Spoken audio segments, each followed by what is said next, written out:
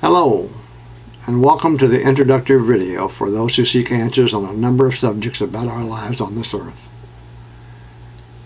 I call this series of videos Light for the Path. I provided them to offer you a user-friendly guide to life on planet Earth and our journey through it, from both a material and a spiritual perspective. There are two parts to this series, and the first part will talk about our lives here from a more material perspective. In part one, I will speak on a house divided, understanding why certain conditions in the USA and around the world purposely prevent the solving of major problems in the lives of everyday working people. I call part two Spiritual Perspective, and its purpose is to help you in looking at life from the perspective of a higher level of understanding. It is meant to be a universal guide to the growth of both personal and spiritual understanding. Let us now begin with an introduction to part one, and we'll call it Welcome to the Real World.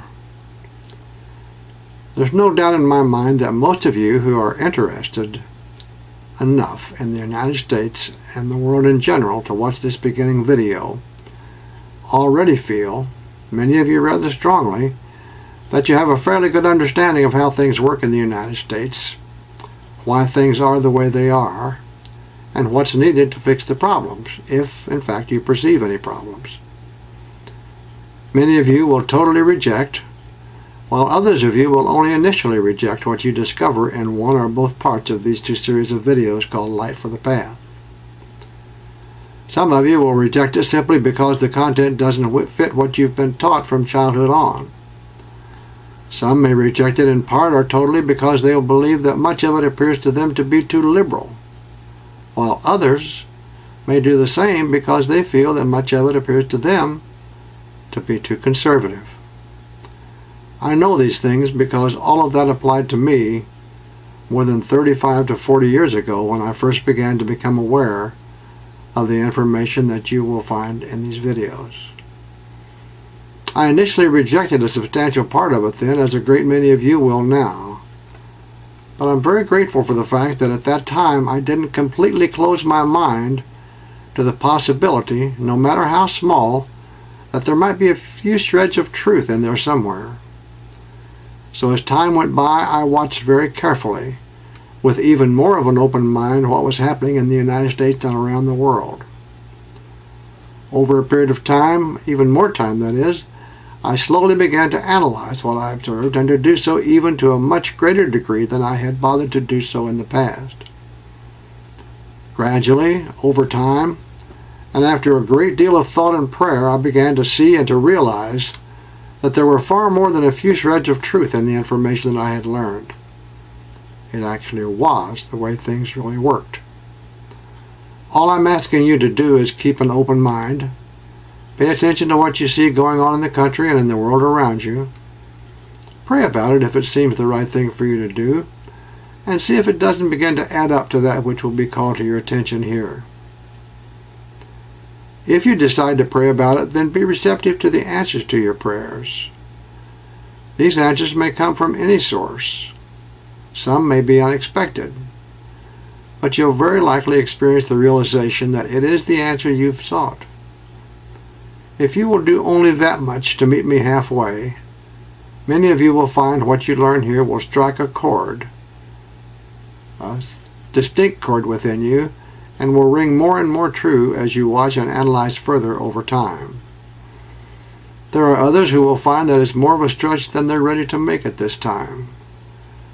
For those of you who are ready to know more now, I will say welcome to the real world.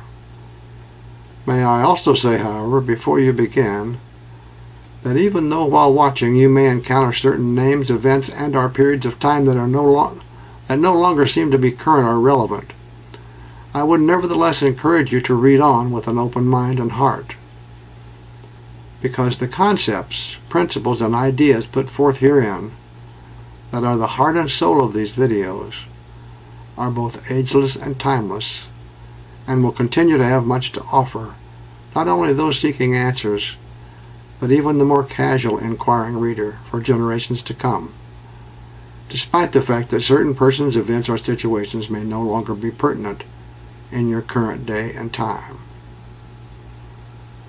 I trust that you will be able to accomplish that with no problem. Now let's go beyond the introduction into part one to part one. Understanding the true nature of politics and the reality of life in the USA and around the world.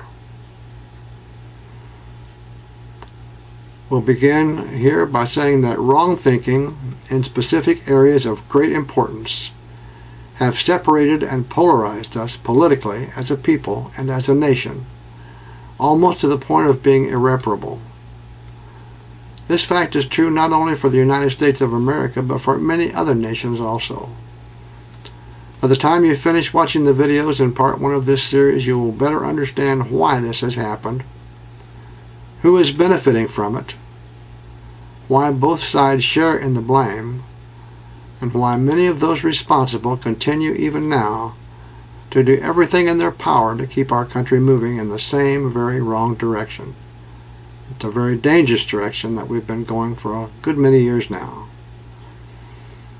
There are a great many changes that need to be made that are not likely to happen because of very intensely interested parties that are working diligently day and night, using a method that is nothing more than legalized bribery, which is lobbying, to make sure that these much-needed changes do not take place. These lobbying interests are paid for by many of those in the corporate structure of the United States and other countries, and by a large percentage of those ultra-wealthy persons and families who are very heavily invested in the success and high profits of that corporate structure. If these needed changes do eventually begin to take place under the current system, they, meaning the changes, are very likely to be weakened and diluted to the point that they will be made relatively ineffective. This began to happen shortly after World War II and has continued and increased through the time of these videos, which is near the end of the year 2013. At the time of this recording, it's even later, around 2015. Two political parties totally dominate American politics today. In other countries there may be often more than two political parties, but two often tend to be dominant. In many ways they appear on the surface to differ significantly in ideology, in that those who see themselves as conservative generally consider themselves, in the United States at least, to be represented by the Republican Party, while those in the United States who see themselves as more moderate, or even as liberals or progressives, generally consider themselves to be represented by the party known as the Democrats. For the purposes of this portion, meaning part one of our video series, since the speaker lives in the United States and is more familiar with that country and its politics and issues, we will focus our attention there. But the basic concepts involved are likely to hold true for a number of other countries and their political parties and issues, just as they do in the United States. That is, of course, an oversimplification of politics in the United States, but it will help you to better understand the situation and will therefore suffice for now. Obviously, there are degrees of conservative and liberal philosophy, and we will consider some of those later. It might surprise you to learn that at the top levels, neither party, despite protestations to the contrary, is truly dedicated to having the best interests of the average working family as their primary focus. The primary focus of far too many party leaders and other elected officials in each party, that is at the national and even at the state level, is to get elected, carry out the party objectives, find ways to pay back the big contributors and keep them happy, keep the electorate just satisfied enough to get their vote again, and then get reelected over and over again.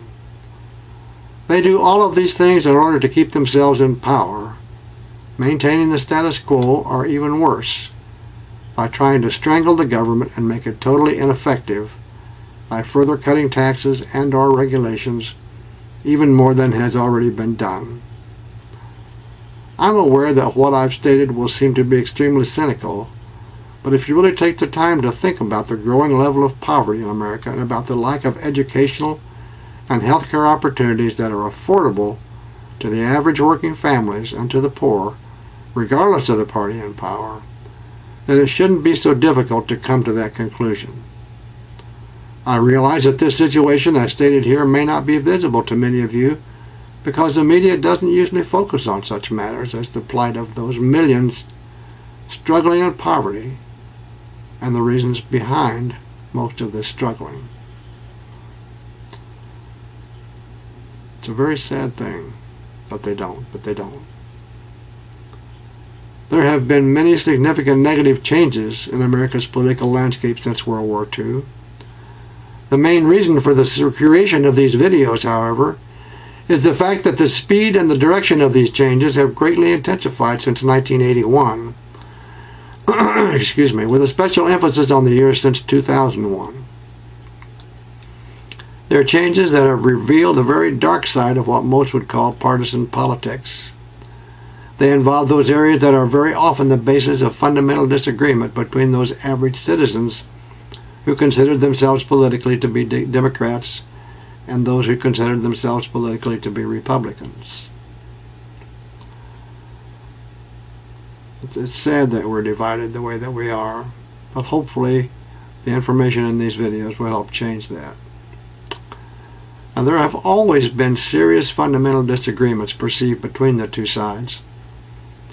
But in the past, those in each party at the top levels of government usually managed to work through their differences in such a way that, at least on the surface, it appeared that there was a certain level of civility that existed between them. Compromise, to one degree or another, was generally possible. Today, however, I find that even the perception of that kind of civility has deteriorated to the point that far too often there's little more than a pretense of its existence. In this environment, there has come into politics an atmosphere such that too many of our politicians and even the political pundits now seem predisposed to extreme partisanship. The more partisan the politics, the more name-calling that takes place, the more dirty tricks that are successfully carried out, or the more vicious the personal attack, then the more that many of those who seem predisposed to such behavior seem to revel in it. The news media, while generally struggling to appear indifferent, actually encourages this kind of combative partisanship at every opportunity, because the more extreme the situation, the more, quote, newsworthy, unquote, it becomes. Translation, the more they can profit by a highly increased level of attention and following from a more interested public. Therefore, far too often, the media, as already indicated, encourages or at times even tries to create this kind of combative partisanship, and then they continue to repeat the story over and over and over again until the numbers of viewers begin to drop or until the next big story breaks. How very sad. You will see as we proceed that there are many important reasons why I have decided to become involved and to call these matters to your attention in the very direct way that I am in these videos. Let me point out the two basic reasons why I became involved. Some of you will be amazed at what you will see here. Many of you will have grave doubts about it, and many will be amused or angered at what you will likely feel is my going over the top in my analysis. Nevertheless, as earlier stated, for those who are open-minded enough to give it fair consideration, and who are willing to take the time to put together the points being made and add them up, I think that many of you will, over a period of time, come to see that it really does make sense, given all that has transpired and all that is still happening at the time of the creation of these videos, at the end of 2013, and 2014, and 2015, and the beginning of 2014 and 15. If it does not make sense to you now, rest assured that if you're sincerely seeking the truth, as time passes you'll become aware that there are fair-minded individuals in and out of government who believe in justice and who have access to proof of what I am describing, and who will eventually find a way to make their information public and verify much, if not all, of what is being said here. First, let me say that among the problems and differences that we face as a country today, there are several that I consider to be the most polarizing because they're so inflammatory to people's emotions. I want to mention them now and then later consider each in greater detail. The fires that are burning so hot around these very serious matters of disagreement are still so intense because in far too many cases the two sides have reached this state of intensity based on the fact that one side or the other, or both, have approached these problems from a foundation with a faulty premise. That's true, a faulty premise. Nevertheless, the media continue to fan the flames because the hotter the fire, the more profit there is for them in the story. These areas of difference are religion, abortion, the gay and lesbian or LGBT community, race, evolution, gun control, taxes, national defense, and labor unions. Although many of you will know of others that you feel are also very important, these are the ones we will consider here. The first four involve those areas of social concern that have been the cause of a very great deal of misplaced anger and hate, which have resulted from the subtle but clever use of the divisive, and I mean divide and conquer, type of politics that take advantage of feelings of anger and hate that exist in too much of the population. Those four areas of concern, as indicated, and the others mentioned, will be considered here individually at greater length, but very importantly, they will need to be considered in the light they will need to be considered in the light, meaning that they need to be considered in the light of the fact that far too many people and organizations of great wealth and influence have been and continue to be doing everything in their power to use these areas of disagreement to divide us as a people in order to facilitate maintaining their disproportionate levels of control and or influence over important decisions and legislation that affect the country and its people. Secondly, although there is plenty of blame to go around for the leadership in both political parties in the United States, there has been a growing trend, which by now has come to be a headlong rush, for the leadership in the conservative movement as the more overt instruments of a significant number of the extremely wealthy elite to continue their efforts to implement a very partisan conservative political agenda as the permanent law of the land in America. This is an agenda which continues to place ever higher profits over the needs of the people. Those in the leadership of the conservative movement were very successful in accomplishing many of their goals, including the goal of rolling back the elements of FDR's New Deal, especially since 1981, and they're still busy doing everything in their power, with the help of the corporate media, to prevent any attempted change in that direction. That kind of government has not, does not, and will not adequately serve the great majority of the people. I think you're seeing that, and have been seeing it for the last 20 years. These two basic reasons that I became involved are inexorably intertwined, because the four primary areas of concern mentioned, religion, abortion, the gay and lesbian or LGBT community, and race, along with the other divisive subjects just stated, are being skillfully used as tools of the politics of division and hate. These tools are being used by significantly large numbers of those persons who are at the top of the heap, and I mean in wealth, power, and politics. And they're being used to divide the rest of us as a means to permanently install a radically conservative political agenda and to rule with that agenda as the law of our land. Through misinformation and by exercising influence and sometimes even control over the media, over a great many years, they have managed to misinform and wrongfully persuade a substantial portion of this country's honest, sincere, and well-meaning electorate, so as to make that electorate their allies. It is my hope that by the time you have completed watching the videos in part 1 of this series of videos, you will have a much better understanding of what is really happening in our country and why, so that you can reach a higher level of understanding and truth about a very great many things. This extreme partisanship has been seen to one degree or another by others besides this speaker. Perhaps you will remember that during the last few years of the George H.W. Bush administration, quite a number of elected officials from both sides of the aisle who had been in politics at a national level were, one by one, beginning to retire from their respective congressional and Senate offices that they had actively held, some for many years, because the nature of politics, their profession, had changed to the extent that it had become much too extreme and much too fiercely partisan. Most of them felt that they were seeing too much anger, too much name-calling, too much partisan animosity manifesting in vicious attacks directed toward the opposition, and not enough of doing the work necessary to benefit the people of the country directly. And they no longer wanted to be a part of it.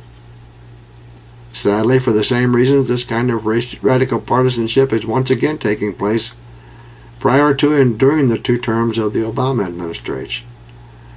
From those on both sides of the aisle, it's happening, but the most radical and extreme examples of this destructive kind of partisan politics has come from those on the far right of the conservative political ranks, with financial backing from many of the very ultra-wealthy families in the country and their media connections.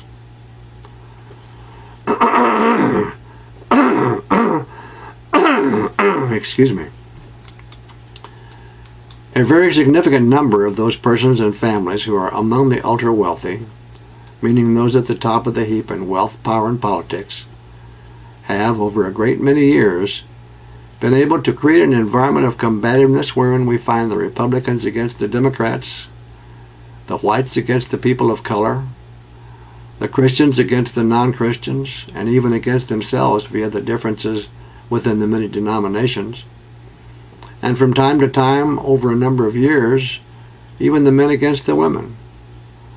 The ultra-wealthy have taken advantage of every opportunity to exploit the differences of opinion between the people, and have even been able to create differences where none existed before.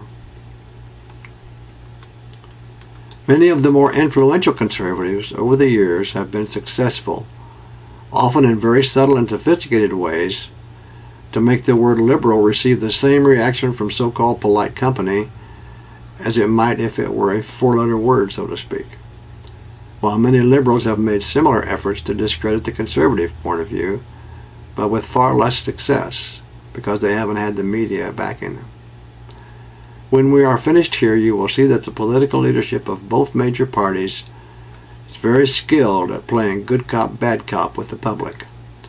When the public becomes notably unhappy with an administration in power, then that party tends to take on the role of the bad cop in the eyes of much of the electorate, while the other party, the good cop, shows up describing themselves as being on your side and being ready to make change that will fix everything. You know the story, but there are rarely any truly significant changes made.